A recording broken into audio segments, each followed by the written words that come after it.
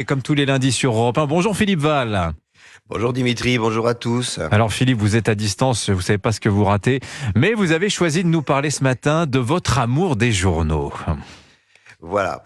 Alors, le bureau de Cabu était invisible. C'était une vaste planche à dessin qui disparaissait sous une pyramide de journaux.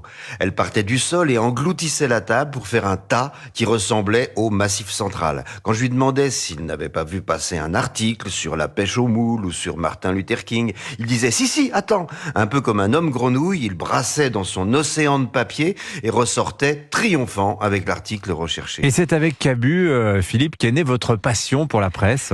Et oui, pendant plus de 30 ans, on a parlé des journaux, on a disséqué leurs maquettes, étudié leur chemin de fer, commenté leur caractère, leur grosseur, leur type, le papier, le format, la prise en main, la pagination, bref, on avait le virus.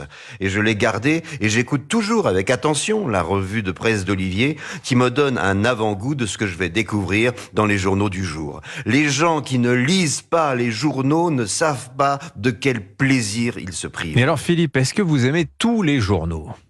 Oui, enfin bon, certains moins que d'autres, mais j'ai envie que tous vivent et que tous s'achètent. Je suis effrayé par l'érosion de leur vente et rien ne vient remplacer les journaux, sinon les aberrations qui circulent dans les réseaux sociaux qui les concurrencent.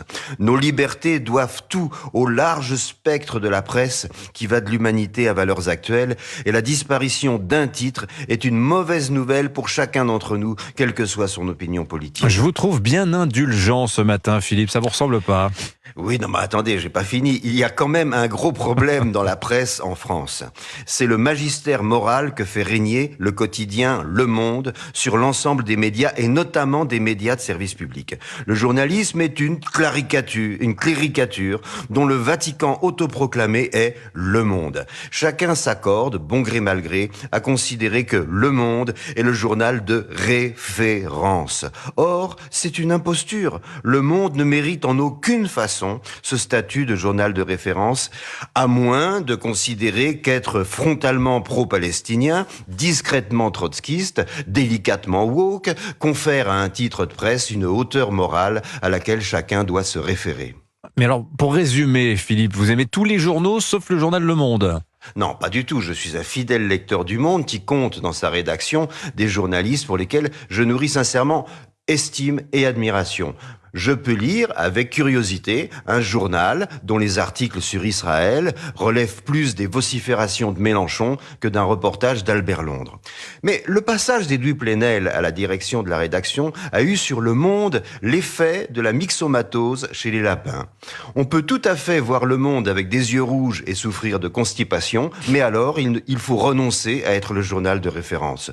Le Monde n'est la référence de rien, ni en termes de journalisme, ni en termes de politique, ni en termes de culture. Le Parisien, modèle de concision, de professionnalisme, Le Figaro, qui a su se moderniser avec succès ces dernières années et qui offre une information de grande qualité, Les Échos, qui collectionnent les plumes talentueuses, Libération, Ouest France, L'Opinion, méritent autant que Le Monde le statut de journal de référence. Notre monde démocratique crève de cette aristocratie journalistique qui dicte ce qu'il faut dire, faire et penser aux autres rédactions. L'heure est venue d'une nuit du 4 août qui abolisse ce privilège du Monde que plus rien ne justifie. Comme vous y allez fort quand même, hein. Je vous ai trouvé indulgent, mais pas tant que ça finalement. Oui, voilà. Entendons-nous bien. Je souhaite au monde tous les succès du monde. Mais depuis Balzac et les illusions perdues, on sait comment se fabriquent les âneries qu'on lit parfois dans les journaux.